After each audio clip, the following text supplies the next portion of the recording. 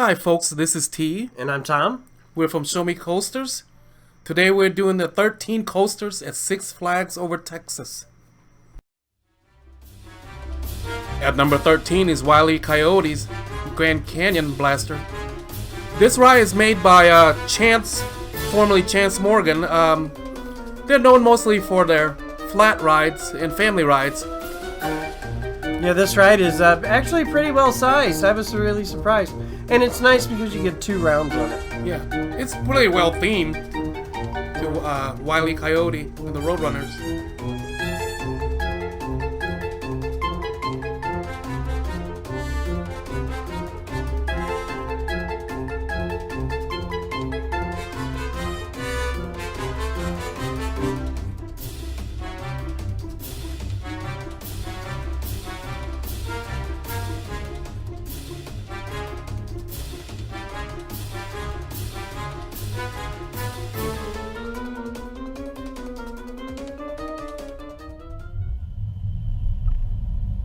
At number 12, you have the mini mine train.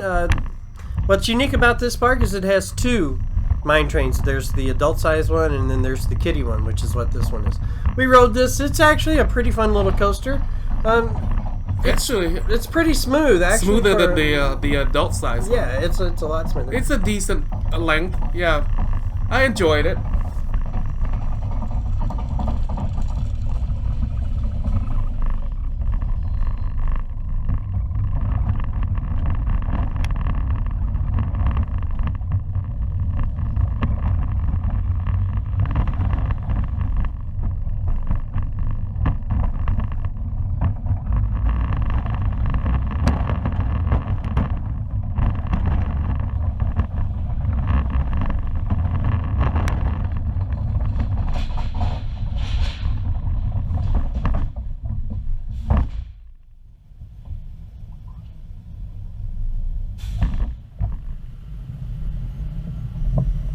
At number 11, we have the Runaway mine train. This was the first aero mine train that was ever built. It was built in 1966. It's a great little ride. I like it. It's fun. It pretty much put aero on the map. Is it aerodynamic? Yeah, well, it was aero. It was aero. Put them on the map. It became high demand. This one's the one that launched all these mine train in amusement park all over the country and the world. Yep. This one, it's a great ride. I think it can be a little rough in some sections. It's showing its age. You know, all the mine trains are a little jerky, coming around some of the bends. But I noticed it tends to run a little better when it's warmer. It's just like any old roller coaster. This ride's actually pretty long for a mine train. It's it's not very themed, but the one that's themed, it's pretty nicely themed. You go through the saloon and goes under the water, and before you head back to the station. I like this ride.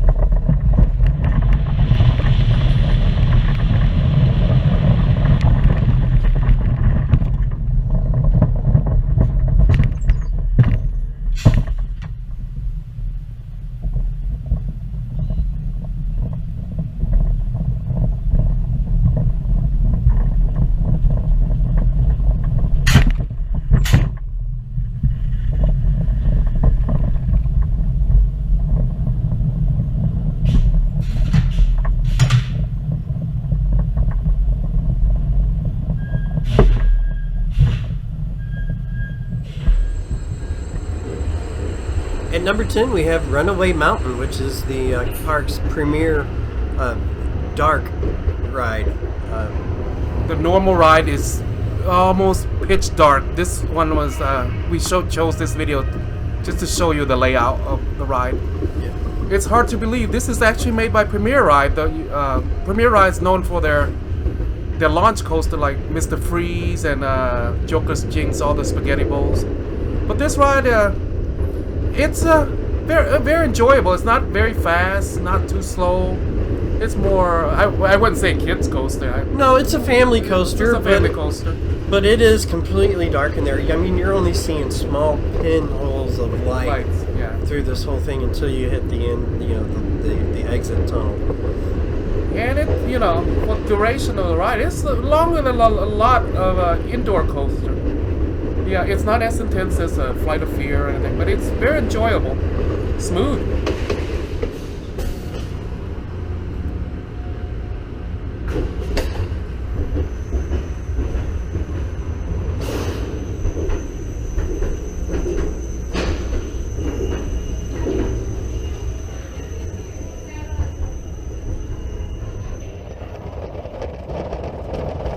At number 9, we have Judge Roy's Scream. This is the park's classic wooden coaster. It was built in 1980 by Rosser and Cobb.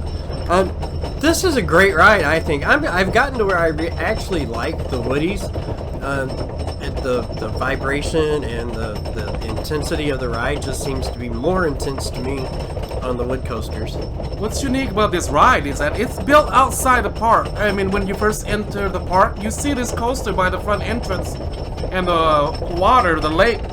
So when you enter the park and you want to ride this ride, you have to go through a tunnel to leave the park and come outside To where the station's at. The station is, it's very lengthwise. It's spread the whole long distance, but it's more like an out and back coaster. Yeah, it's an out and back. Yeah. It's a classic wooden. It's not bad. I mean, maybe I got lucky. I rode it when it's warm, but it's not very tall, but it's enjoyable. Yeah, I like them. I don't know if they did rework the track, but it seems to be smoother in the last few years. Not sure, but yeah, I do. I enjoy this coaster. I do enjoy it. It's a lot of fun. It just brings back, the good old days. Yeah. The simple wood design. I do like this ride. It's it's very themed and back to the old, the West. And it's a great family coaster as well. Yeah. Younger kids can enjoy this training one. coaster. Yeah. Oh, it's scary. And at number 8 is Shockwave, made by Schwarzkopf. The boy wrote this around the holidays, and they said it was rough. But when I wrote it opening days, it seems to be a little smoother. There's another Schwarzkopf in Six Flags Over Georgia. This one's a double looper. The one in Georgia is 2.5 looper. But it's for me. I know I liked it, but some people say it's rough. It can be a little rough, but it's not a bad ride. It's a fun ride. It's got some good elements. There's only one really bad part of it, and that's when it kind of hits a bunny hop kind of hard. When it charges But other than that, it's a fun ride. I like it.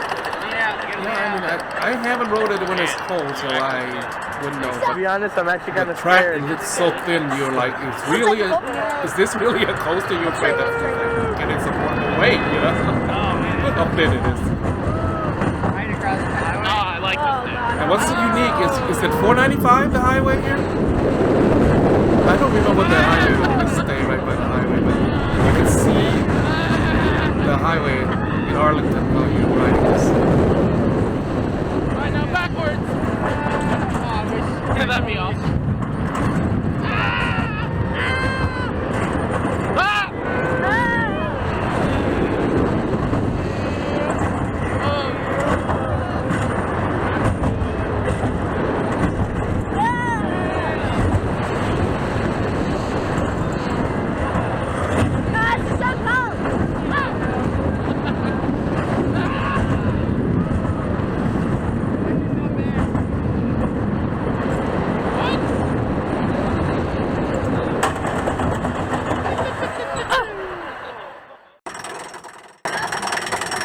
And at number 7 is Vibora.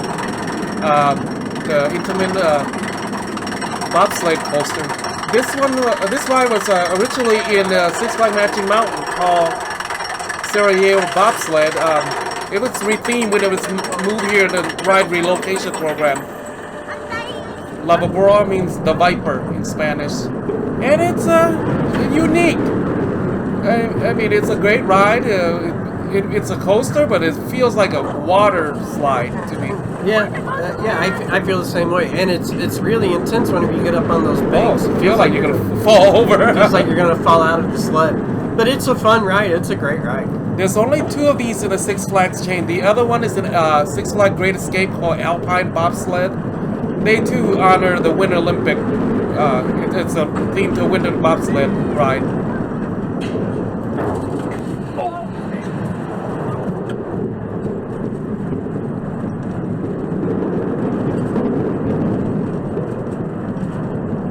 Oh, that hurt.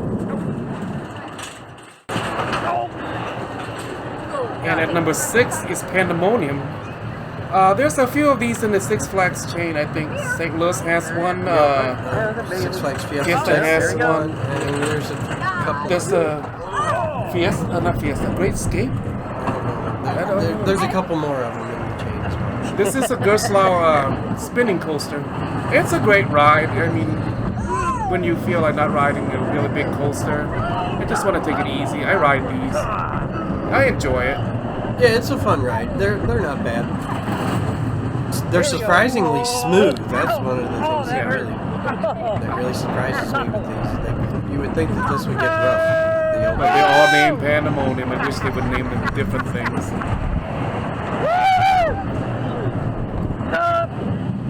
I'm cold.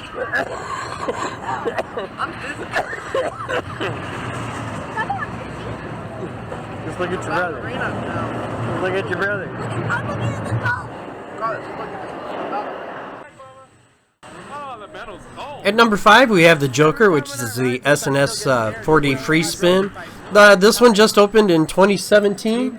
Yeah, my nephew and I wrote this after Christmas. Every time when I ride It didn't spin that much.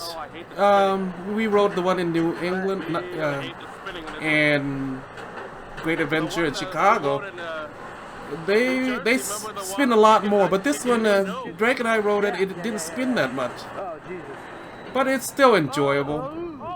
Yeah, I agree with Uncle T because, like, it didn't really spin a whole lot like I thought it would. Like, it was really fun. Like, usually, the last time we rode it, it was raining.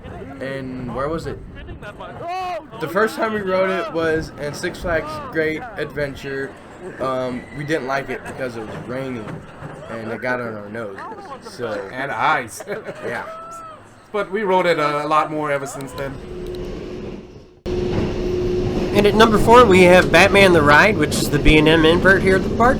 It was added in 1999, which is kind of late, I think, for this. But yeah, this is one of the many clones. But you know what? Six Flags got the flack for all these Batman clones. But if you just, you know, put that out of your mind, this ride, the Batman at Six Flags is more intense than some of the longer and taller version because the elements are added back to back. That's why I like the Batman in Six Flags. Oh yeah, I love the Batman at Six Flags. No, It doesn't matter which one it is. It's pretty intense. It's an intense ride, and that's what kind of makes it kind of cool is that you can go to just about any of the Six Flags parks and you can ride Batman the Ride. Yeah, because I mean we rode Banshees and Patriots. They're longer. Some of them are almost twice as long, but the element is stretched out, and that takes away the intensity of the ride, in my opinion, anyway. Yep, I agree.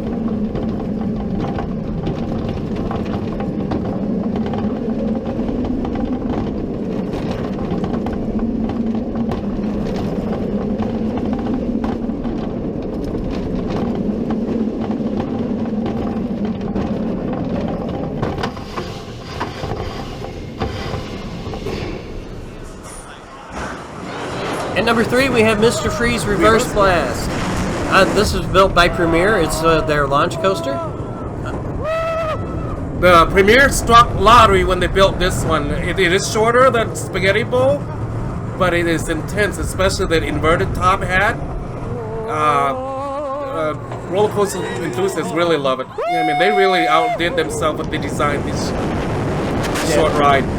And the climb up to the 200 feet up to the top of the spire is intense as well.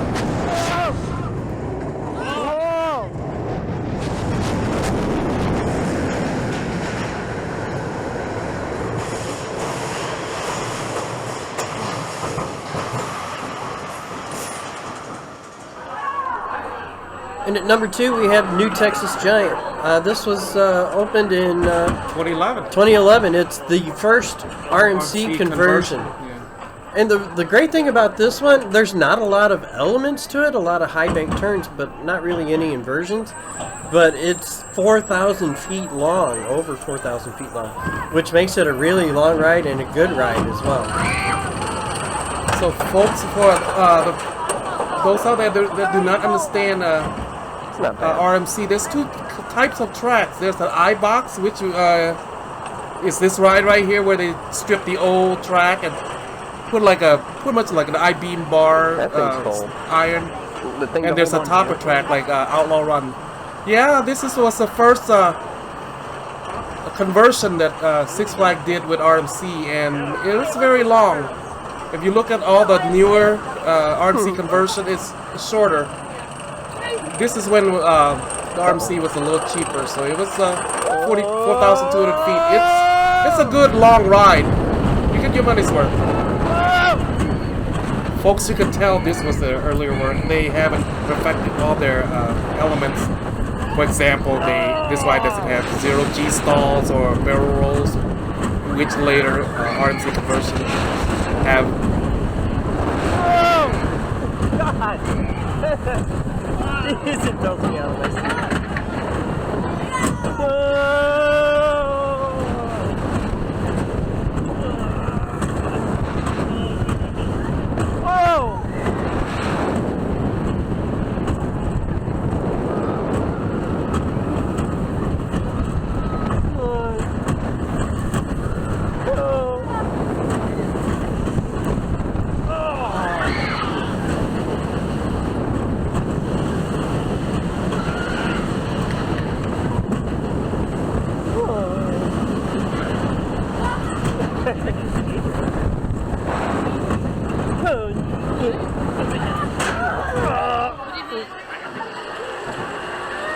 And at number 1 is Titan.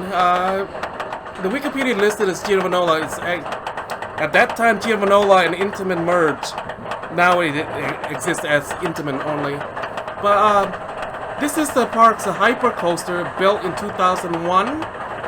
I liked it. I kind of want to put it at number 2, but Tom wanted it at number 1. The reason I didn't want it at number 1 is because it has a midway break, which stops all the momentum, but you have to understand it's turning to the left.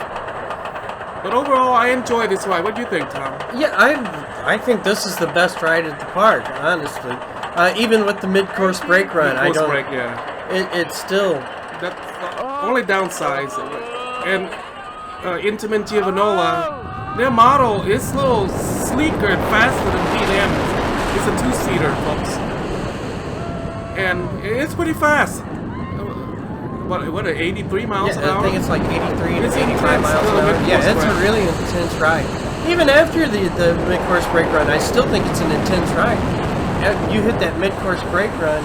If you kept going, you would have spilled out. Yeah, that turn is incredible. Yeah, that's a sharp left turn. It's right here, the mid-course brake run.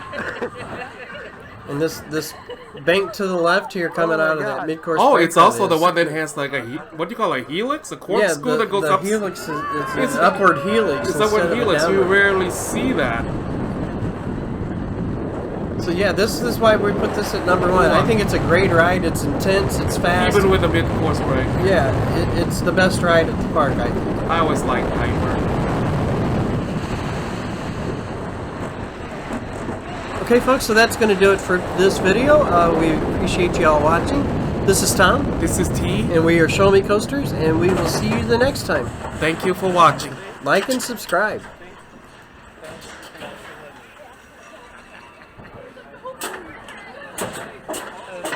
Can I turn it off?